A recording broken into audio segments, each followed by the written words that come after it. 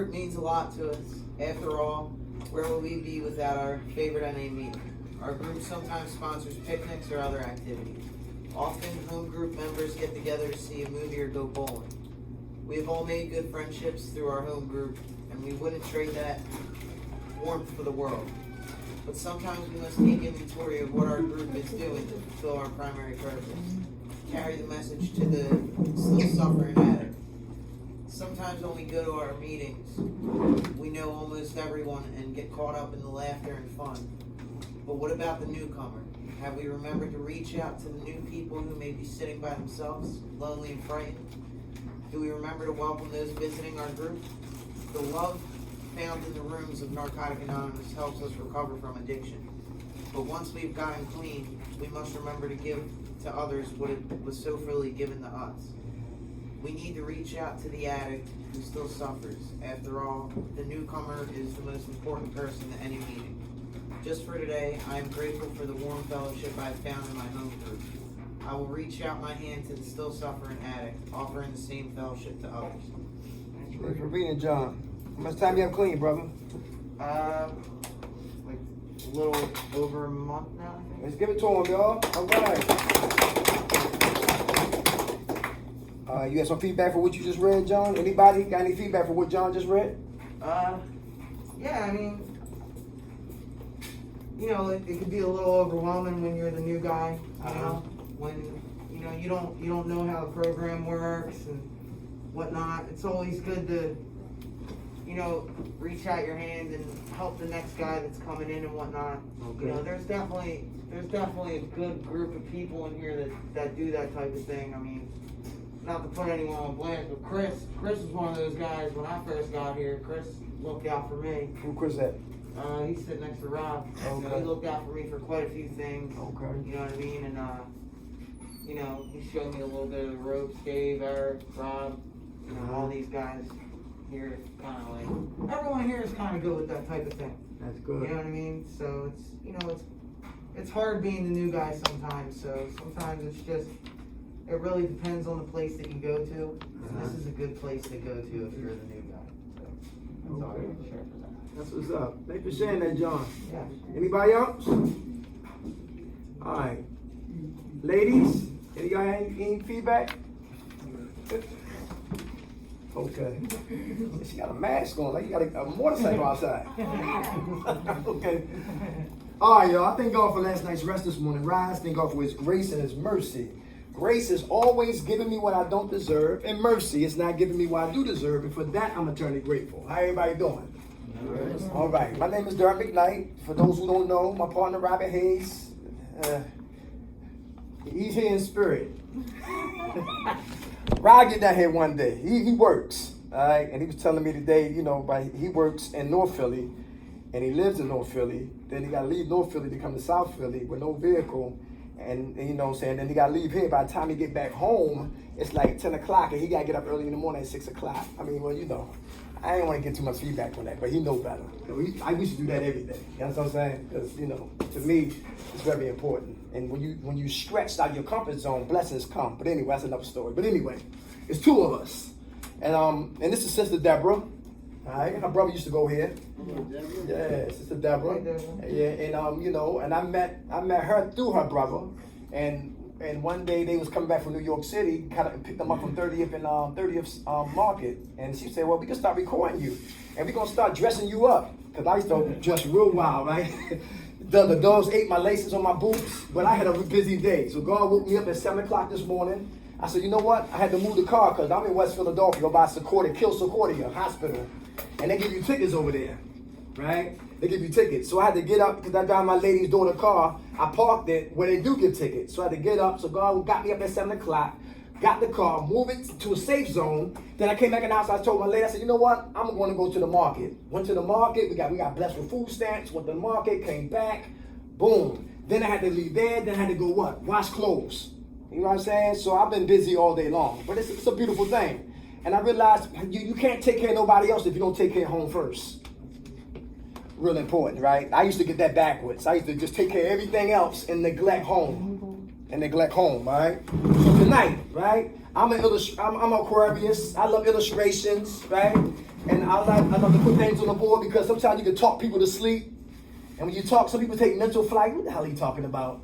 I can't wait till this group is over. 8 o'clock, damn, it's 8 o'clock, hurry up. I've been there before. So when you do illustrations, you see what we're talking about and you hear what we're talking about. And most importantly, hopefully we can keep people's minds here. And most importantly is to get y'all talking so we can have a productive, transformative group, right? Because I need this too. I got 13 years, but all I got is today. And I love to read. Read is very important. Read helped me change this. Reading helped me change this. Reading helped me change my lips and how I look at things and my perceptions and all of that. Reading does. And this one book in my hand right here is called The Weight of Your Words. The Weight of Our Words. And you can die if you disrespect somebody verbally. Anybody hear that? Who in here is bigger than words? Anybody here bigger than words? Somebody not black, but they call you a nigger. Can you be bigger than words? If somebody here not Caucasian, but they call you poor white trash, can you be bigger than words? If somebody here not Italian, they call you WAP without papers, can you be bigger than words? And the list goes on and on and on. We gotta be what? Bigger than words.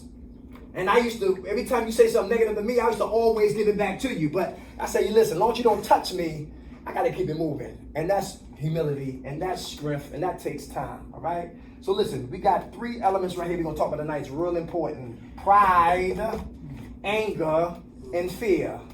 Pride, anger, and fear.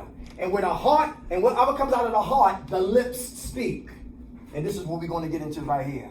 What comes out of the heart, the mouth will speak, all right? So let's get with pride. Anybody here prideful? Anybody here arrogant? Self-righteous, know-it-all. They always say, I know.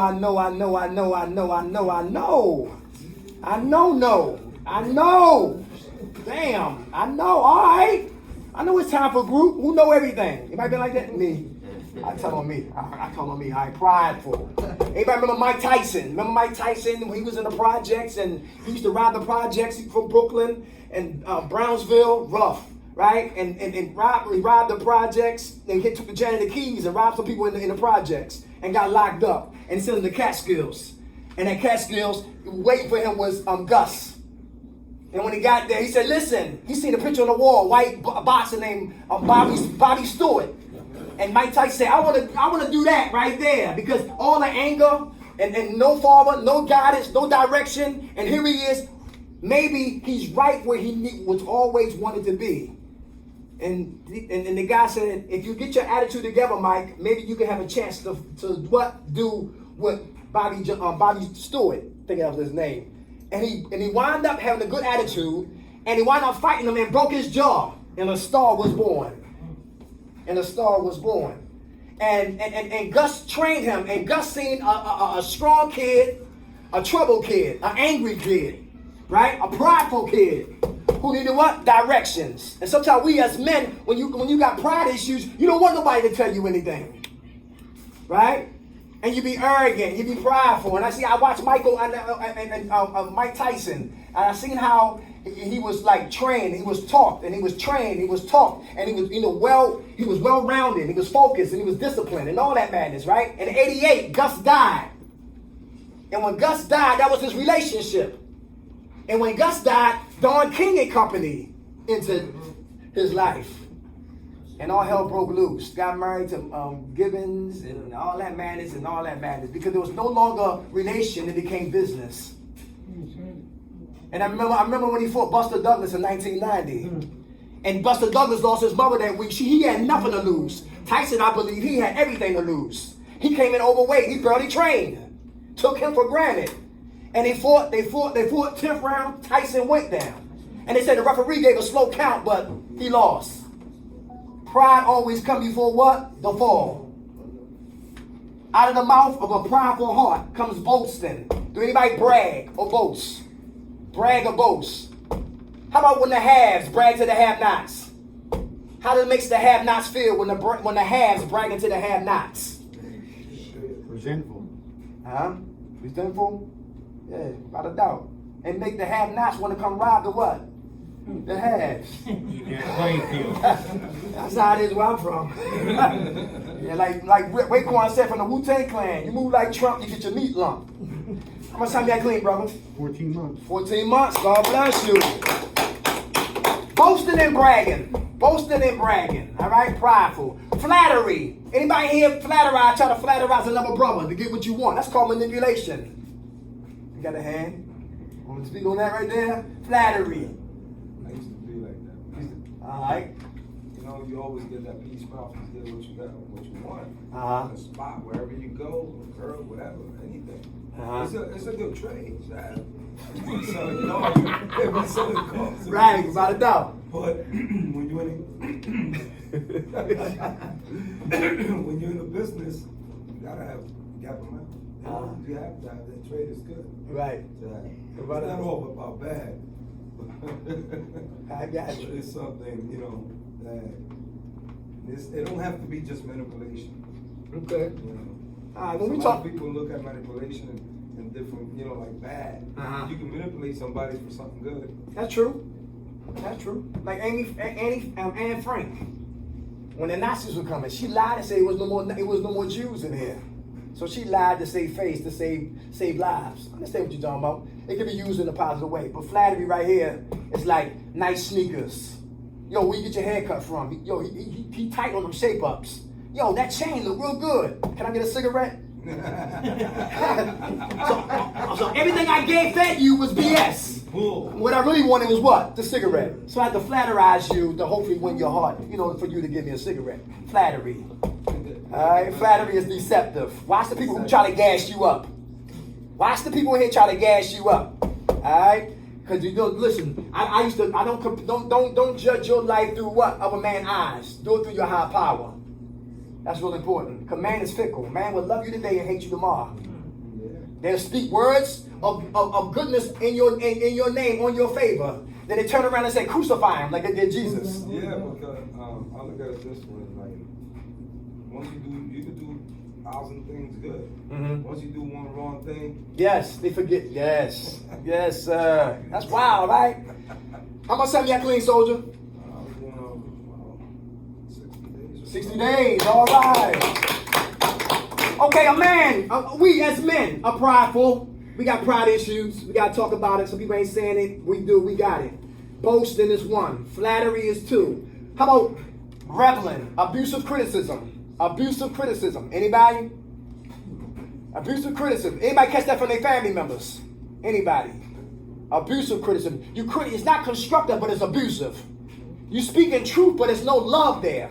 It's anger there. Make a brother want to what? Shut down. And we lose people when we become like that. That's when we used to sit on crates. We used to sit on crates, and some guys couldn't wait. So, yo, who relapsed? Yeah, we're going to get his ass. They couldn't wait to what? 6 o'clock, and we used to sit on the crate, get your hands out of the crates and all that, and the people who didn't like the dude sitting on the crate gave it to them. And they never built them up. They always tear them down. And they said, listen, you can't build me up, shut up. Because I already beat myself up already. I don't need your extra ingredients on what I already did in my life. Abusive criticism. Anybody like that? Abusive criticism. There's a person who never can shut up. You made your point, but you keep talking. You in here? Oh, man. Abusive criticism. Like they turn to nagging. It's like women sometimes.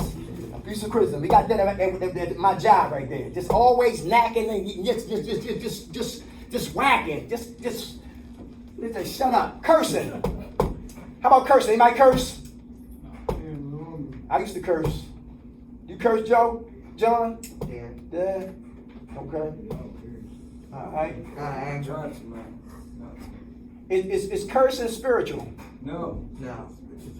I don't know. I do it when I get angry, man. Like, Okay. But I don't know. I do it when I'm messing around too. Like, I don't know. There's different levels to it, I think. Okay. You know what I mean? It comes from a different place now. Yeah. It comes from a different emotion. Right. You know? I understand that. I come from a lot of cuss words, like Richard Pryor, Red Fox, and all of them right there. You know what I'm saying? For real. And I had to realize doing this right here, I couldn't stand before you do a whole bunch of MFers and FUs and all that madness. Cause listen, that's not gonna last long. So I had to learn, not just for y'all, but just for my high power, that cursing, in my book, right, it's not godly and it's not righteous. So when you read, you increase your vocabulary. So the cussing words can be replaced with other what? Other language, other words. I'm not knocking nobody, you know what I'm saying? I'm not here to judge nobody, but I'm just talking about cursing. That comes from, like you say, different levels on emotions. Come on, brother, your hand was I up. was agreeing with you that, What's your name, brother? Keith, Hey, what's up, soldier? I agree with you. Came to the point where I had to figure out and I understood that we had a friend. His name used to be Coxon. Uh-huh. Everything I was walking down the street and, Uh-huh. and I was talking to him and Uh-huh. so we was doing something and so after that we all just made a pact that there's more words to express how you feel to just use cuss words. Yes. And when they first came out, they were supposed to express anger, resentment. So when you say them all the time, just like with a man's voice, if a man yells all the time, it is no reason or understanding that maybe he's upset because he's yelling all the time or he's cursing all the time. Sometimes it was used to show that, you know, I'm upset, put it down, you come in the house, he raises his voice, uh-oh, there's trouble. So that's where I changed my vocabulary. Okay, very important. How much time you got green, brother? 68. All right, 2 months. Cursing, all right? How about lying? Decepticons, are we in here? The liars. Yeah, I've been there before too. Yes. Y'all still lying? Trying to stop lying? What? I'm trying to be more righteous about it, like, Very good. yeah. Very But I good. definitely have. I feel like everyone in their active addiction's done it at one point or another. Okay. You know what I mean? I don't know. I can't speak for everyone. That's. But I've definitely done that. Okay, I'll be there Friday with the money. Yeah. Come on, bro. Me and the individual was talking about that earlier. To not put ourselves in a place to keep our word impeccable. Okay. You know, because the lying came with the addiction. And as my higher power, I don't want for anything that I do to just please him. Lying, cheating, stealing, the whole nine. And you know, for me, it goes beyond just the addiction part. It goes deeper. That's right. So I have to be careful about what I think about, what I linger on, what I speak. You know, especially, and it becomes easy to say a lie. Just like, you know, if somebody would say, "Do I look fat in this dress?" It's better to be quiet. It's better to be quiet. You know, and I say it, and they say that's a lie of omission. But to me, I just be like, "You look fine." How do you feel? You know? Instead of being Tell it straight up. yeah, you know, Yeah. it becomes difficult. He can rename. Me and him was talking. Yeah. That's what's up. You sleep on the couch tonight. Thanks for sharing that, brother.